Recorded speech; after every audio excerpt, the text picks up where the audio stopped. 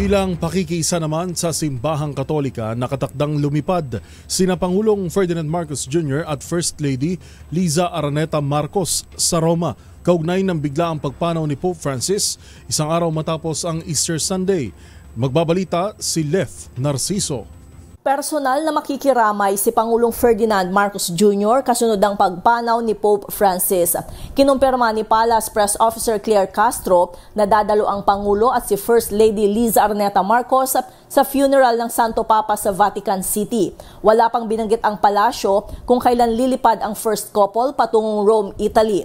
Nakaburol ngayon si Pope Francis sa kapilya ng Santa Marta, pero ngayong araw ay ililipat ang kanyang labi sa St. Peter's Basilica. Pangungunahan ng Camerlengo ng Simbahang Katolika na si Cardinal Kevin Farrell ang panalangin bago magsimula ang traslasyon o pagprosesyon sa labi ni Pope Francis bandang alas 9 ng umaga oras sa Vatican.